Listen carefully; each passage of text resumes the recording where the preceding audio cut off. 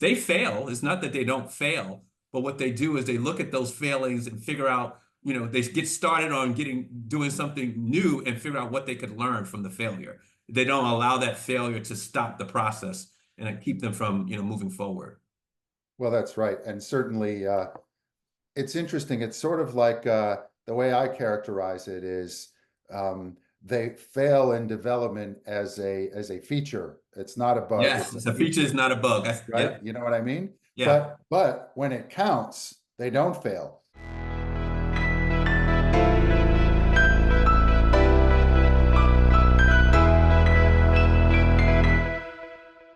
Hi, Rondo. How are you today? I'm good, Matt. How about you? Well, great. Here we are in our third podcast in the series of the Insurgent Mindset. So again, always looking forward to sharing perspectives with you and digging into today what will be another case study and following on from our interesting discussion last time where we unpacked the NVIDIA Intel sort of dichotomy. So that was a lot of fun, and I'm looking forward to today where we'll bring another case out to our podcast listeners. Yeah. Give us a little bit of a primer. Some interesting developments since that last podcast. NVIDIA hit a new record high in terms of market cap the other day here in the States, $3.9 trillion on Monday. I think the stock closed at $138 a share, and it positioned it second behind Apple in terms of market cap. It leapfrogged Microsoft. So Right. So strength to strength, really. strength to strength. It's getting better. People are still bullish. They're still putting money into NVIDIA. Yep. So meanwhile, Intel still struggling a bit. Yeah. So we'll see how that plays out. Maybe we can get an update into one of our downstream podcasts in a few weeks or months as this sort of unfolds a little bit more. Absolutely. Absolutely. But tell us what we're going to talk about today, Rondo. What's the story for our podcast 3 here? So today we move from, the technology semiconductor industry into the aerospace industry. And today we want to talk about two leaders in that industry, one, Boeing, and the other, SpaceX, which two different sort of spectrums of companies inside the aerospace industry. Is interesting in that it's been around for a very long time. It had been very successful as a company, long-standing success in this commercial aircraft and aerospace industry for a while. It was known in the past for its engineering excellence, but have had some challenges as of late over the past few years due to manufacturing delays, operational delays, and other issues with the company. And it's up against a SpaceX, which is a lot more innovative. So I'm going to be really curious to get your perspective on these two companies.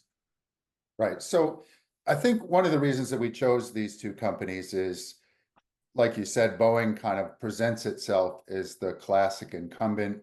In commercial aviation, we're really talking about being locked in a duopoly with Airbus. So that's a big part of the story. And then, of course, in aerospace in particular, mostly related to aerospace, not particularly defense necessarily, but we can talk about that a little bit, where Boeing and SpaceX have been largely locked into this competition for dominance or preeminence in the space launch market. So I think it's been very interesting to watch, in particular, the contrasting approaches of these two firms, and looking at sort of some of the challenges that you mentioned with Boeing, how difficult it's been for them to get into a flow and an equilibrium and I think we can unpack that a little bit to talk about where some of these challenges started, and in looking at SpaceX in contrast, really a story of two cultures and mindsets and how these businesses have evolved. So Absolutely. If I might, I think before we get into SpaceX, I think it'd be useful to characterize Boeing a little bit, just to give our listeners a sense of kind of how this situation has evolved. Boeing has really struggled to stay out of the news. It's almost one delay or one major issue after another. In reverse chronological order, Boeing is struggling with this machinist strike right now, which has practically crippled their production, which Yeah. in a very fragile market, particularly on the commercial side, where um, they're quibbling over is it going to be 25% or 40% increase in wages, whatever that is. They're quibbling over what I think amounts to a relatively small beer in the total cost structure of the commercial aviation. So, they're willing to hemorrhage hundreds of millions or even billions of dollars almost a week to save a few hundred million on the other end, and it doesn't add up to me. So Yeah, I look at it.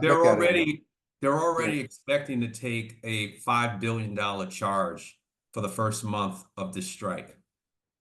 right. Ouch. Yeah, ouch. Right. Well, Ouch. but realistically, the operating cost increases of sort of rolling over on this strike will be in the hundreds of million, a couple hundred million or something. It's not so much that it's going to cripple Boeing one way or the other, but Boeing has really sort of locked itself into this sort of zero sum mindset, and I don't fully understand it.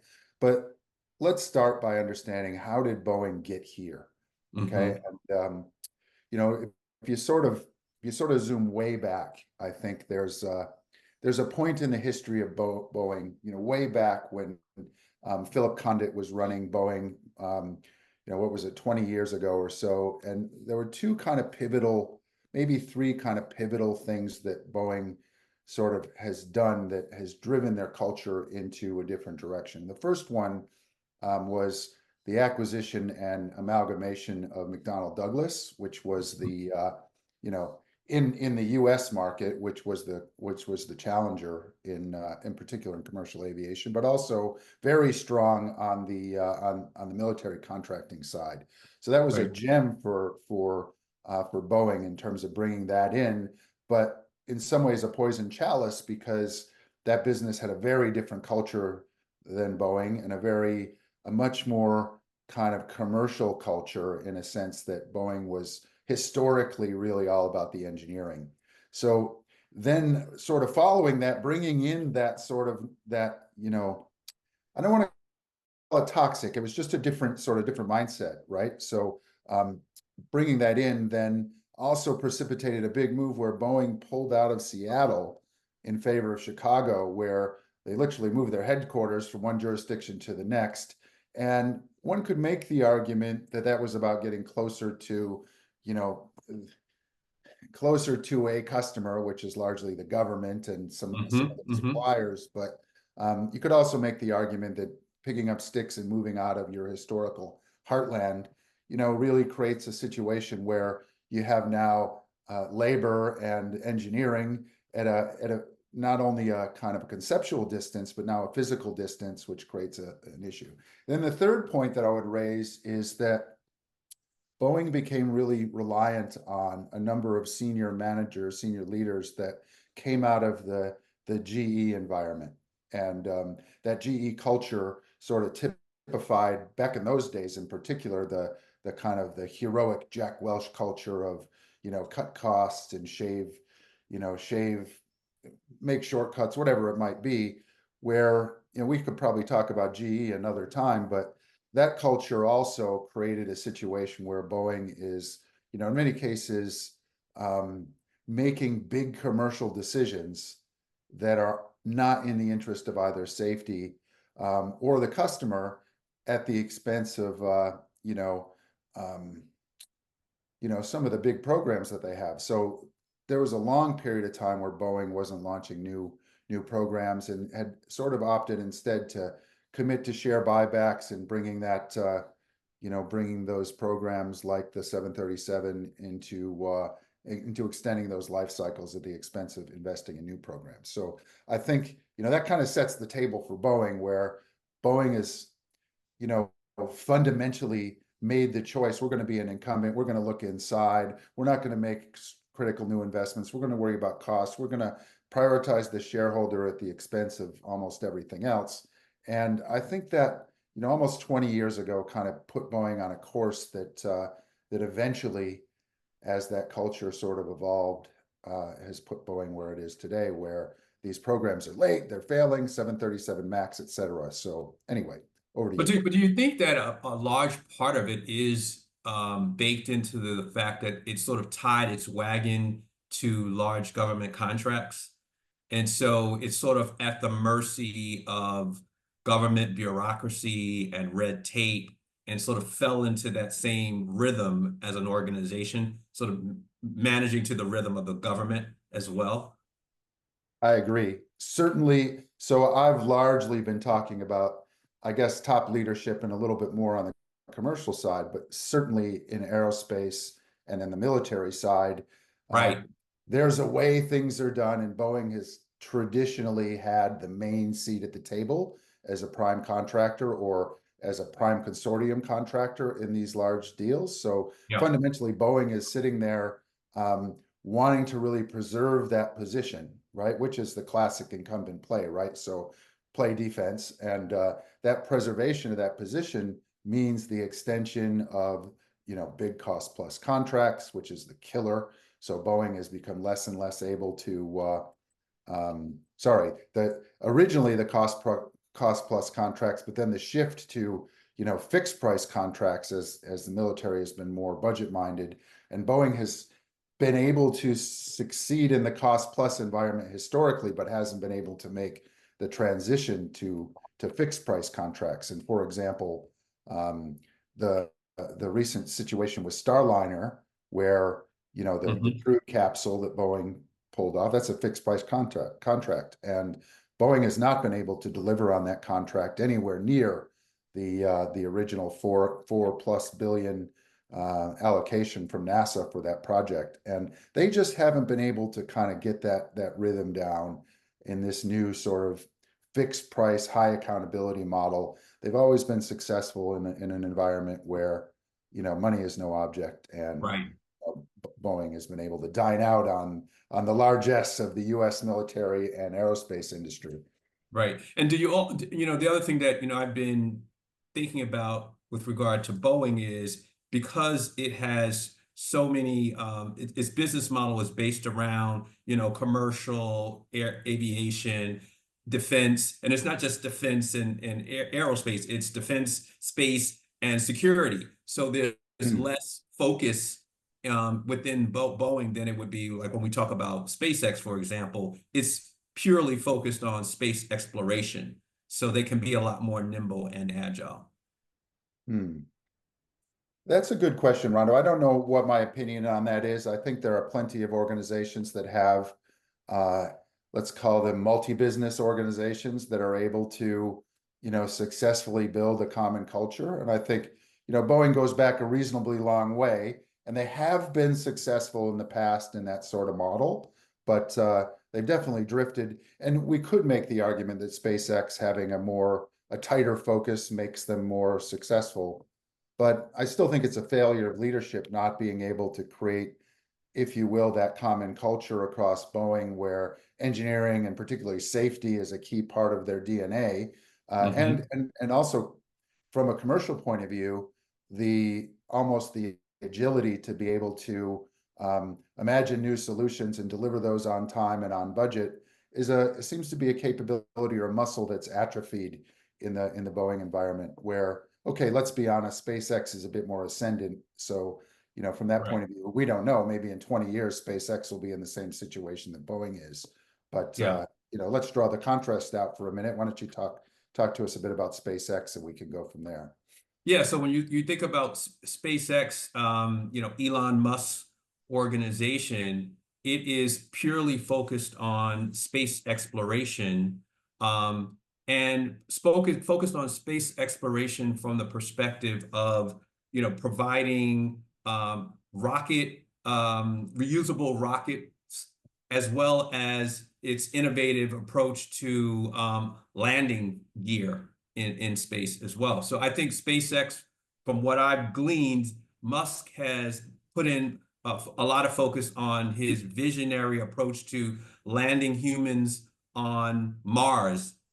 Colonizing Mars is his bold vision and innovative vision, and they've been able to bring that energy and inspiration from that vision into the organization to create a lot of innovation within the space exploration sector. And I think that that focus on innovation has been something that, and doing things at a cost level that has never been done in the industry before, much lower costs than the Boeings, for example, the incumbents in the industry, has allowed SpaceX to be so successful in terms of getting sort of private or commercial efforts to go to the moon instead of it being, landing people, individuals, human beings on in space have been something that's so new that it's really given them an opportunity to be successful. And the fact that they're not just focusing on, because they do have government contracts. They do have some government contracts, like, for example, the recent NASA contract that they landed, but they also have this focus on the commercial part of it, giving private individuals into space as well, that I think has made them more successful. And so they're not beholden to the government pace of innovation or bureaucracy, et cetera, and they could be more agile and focused. Yeah, I agree. I agree with everything you said there. I think, one of the major differences typically between the insurgent, in this case, SpaceX, and the incumbent, in this case, Boeing, is that clarity of vision and mission, if you will. It's sort of, Boeing has drifted to become a company focused. Their sort of implicit vision is all about making the quarter. And SpaceX has a higher order goal, as you pointed out. I won't repeat it, but I think that plays a big role in terms of the difference. But just if you kind of contrast even the Starliner and the Dragon program, which is the Crew Dragon Crew program, Dragon which is program, yeah. probably our best analog to compare these two companies. SpaceX was number 2 in the NASA contracting process, and NASA cleverly decided to create parallel redundancy in that program, and basically the idea of 2 different systems achieving the same thing, so that they're not dependent, or they don't have that many common elements, which makes it more robust, I guess, in terms of avoiding potential failure. Now, obviously, in hindsight, we're looking at that, and the Starliner program has been a disaster, even though they got sort of a third more funding than SpaceX. And when I say disaster, I mean, no one lost their lives or anything, but these poor people are up in space and they're stuck there for 9 They're months. stuck there, right? They're not so great for them, but but fundamentally, you look at this situation where SpaceX was able to deliver that program under budget, and whilst it wasn't on time, it was 4 years quicker than certainly than Boeing was able to get Starliner up and running, and that still hasn't proven, that platform hasn't proven itself. So clearly we can see the outcomes, but just again to step back for a minute, on the aerospace side for SpaceX, I think you can kind of look at the conditions that made SpaceX possible. Kind of came to light probably in 1986 with the Challenger disaster. Okay, when NASA started to come to the realization that that program was neither cost efficient or safe. Okay, so the Challenger disaster was seen as almost an aberration, but then when Columbia met its fate, almost a decade later, that program needed to be scrapped, and of course NASA needed to rethink their development approach. The architecture, the business model for NASA changed in favor of NASA being the company that imagines the mission and giving way to commercial providers to provide the capability to bring these programs to life. Now, NASA hasn't fully made that transition, but if you look, for example, another good analog between Boeing and SpaceX is also ULA, right? Sorry, not ULA, SLS, although we will talk about ULA in a minute. The Space Launch System, which Boeing is a contractor to, that program is a 20-year program. They've only done 1 launch so far, getting ready for the next launch. And it's this sort of engineering approach where they're seeking perfection, right out of the gate, where obviously SpaceX has a completely different perspective on this, which is, kind of the Silicon Valley move fast and break things kind of argument, Yes. where what they do is sort of, first of all, they create an architecture for a particular program. They have a lot of the design and development and even manufacturing in-house, so they control a lot of that. So they're not necessarily watering down that capability by lots of contractors and sort of trying to bring together these programs of assembling, dozens or even hundreds of contractors like Boeing does. But probably most importantly, what they do is they take these platforms and they test them to their absolute extremes until they fail. And then they take the learnings from that and Right. iterate.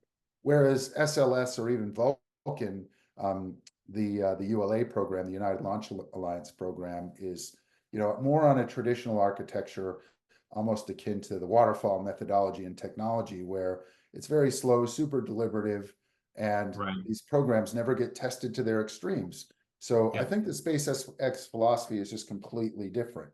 And you can Yeah. also imagine what it's like to work in these organizations, right? Where you've got um, a team at SpaceX that's working at a rate of knots and is, really committed to this highly iterative, agile approach, where Boeing is completely the opposite.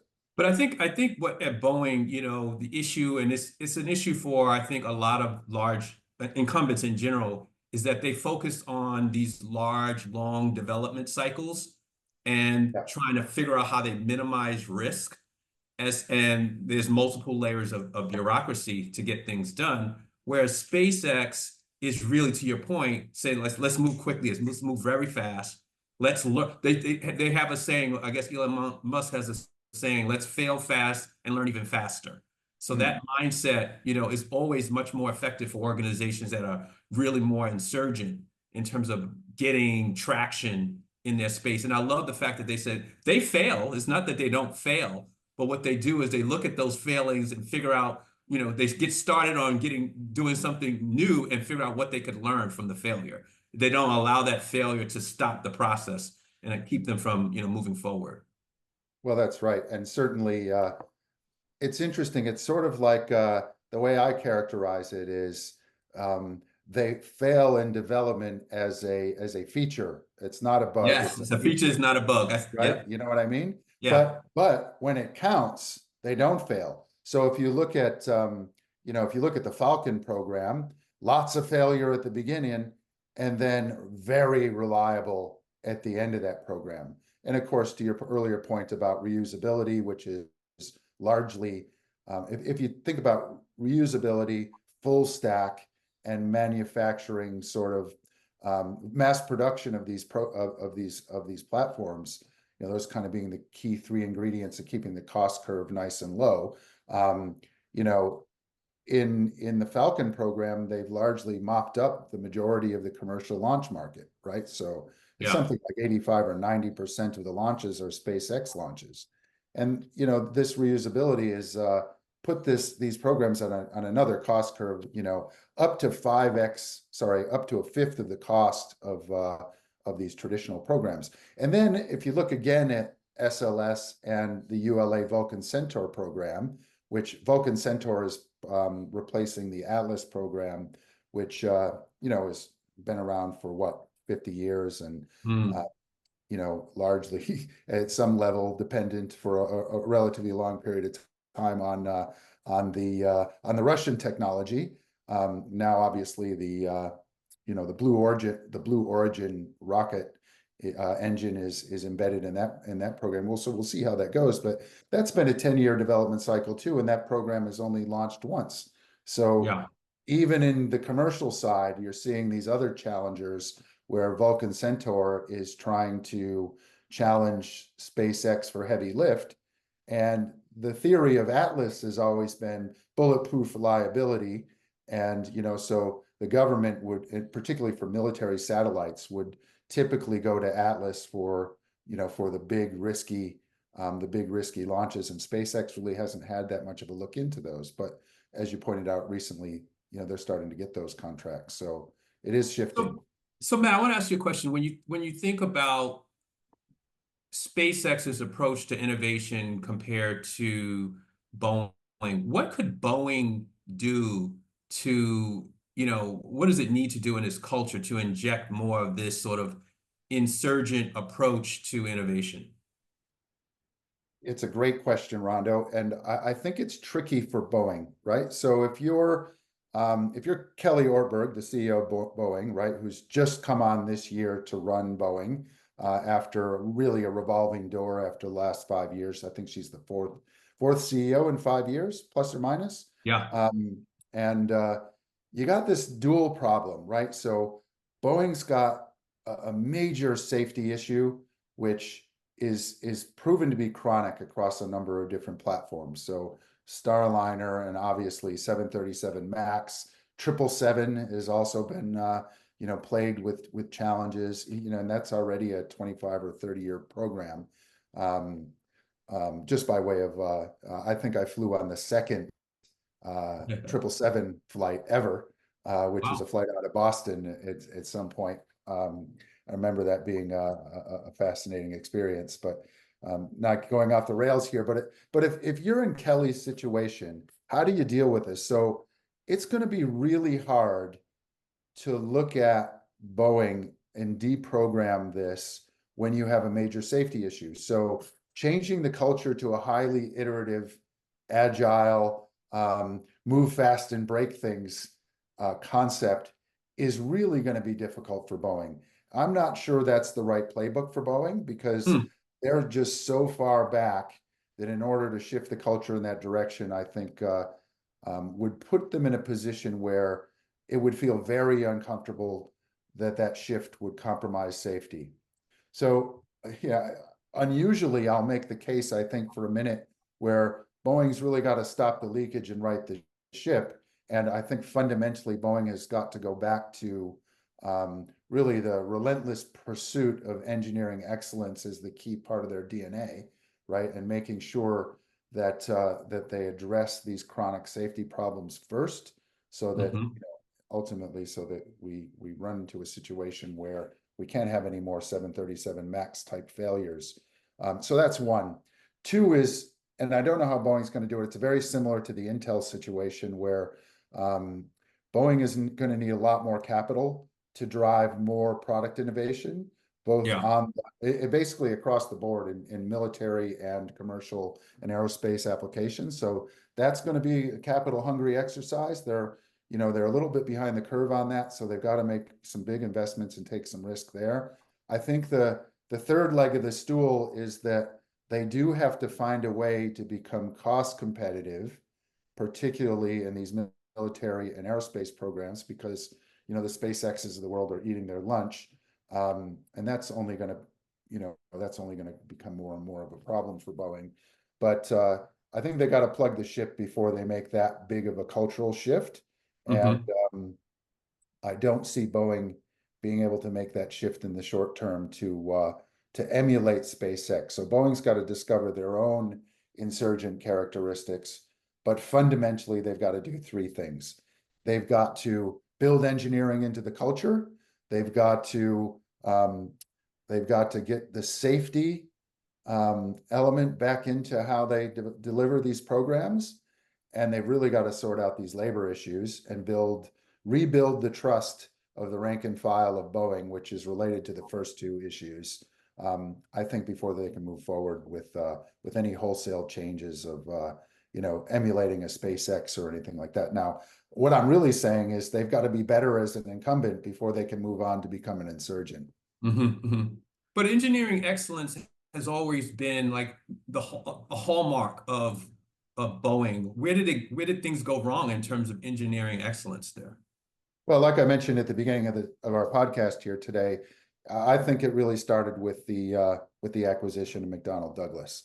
Okay. So, Yeah. for example, in the period after that, Boeing was prioritizing. Well, it's McDonnell Douglas meets GE culture. I think those are the two things. So, for example, I don't remember the exact quote, but it was something like, "We're going to make a shift from engineering to commercial success. So it was going to be a shift from being a largely engineering company to a shareholder-focused company. There's the GE DNA coming in there, right?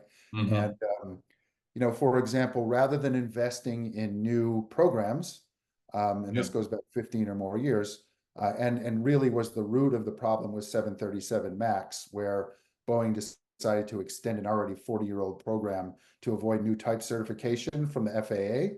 You can read about that. It is quite interesting. But um, but rather than investing in a new aircraft platform, Boeing is making big share buybacks, right? So prioritizing the short term. I think we talked about this with Intel, Yeah. prioritizing the short term, the next quarter's return as compared to playing the long game.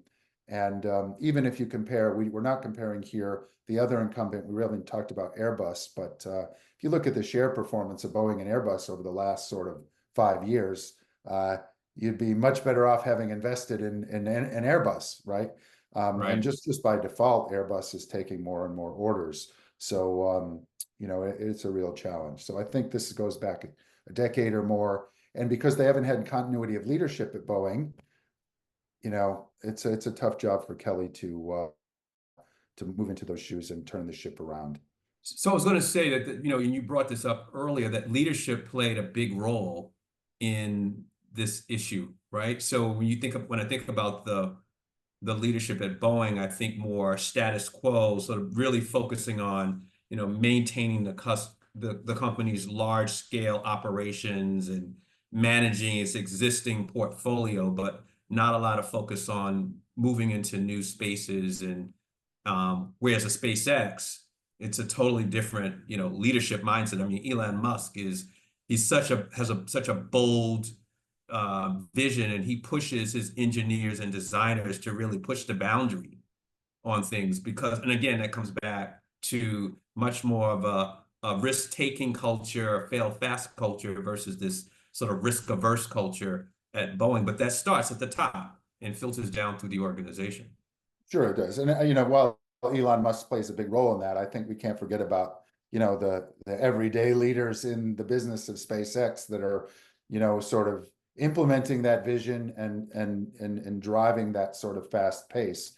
And I think what they've Hmm. really discovered at SpaceX is this almost nothing is impossible sort of culture, right? Where the other guys are spending $250,000 on this subassembly. You try to figure out how to do it for 5,000, and then they deliver it for 3,500. You know what I mean? It's kind of like these guys are in a, nothing is impossible sort of mode. And, okay, well, we'll use off the shelf parts here. Can't get the off the shelf parts here. We'll do the design from the bottom up. We'll do it ourselves if no one else can do it. And this happens in every facet of their development, and ultimately delivers really robust platforms. So it is completely different. But like I said before, I think, the leadership of Boeing is going to struggle to try to find that, that equilibrium. And I think, like, for example, as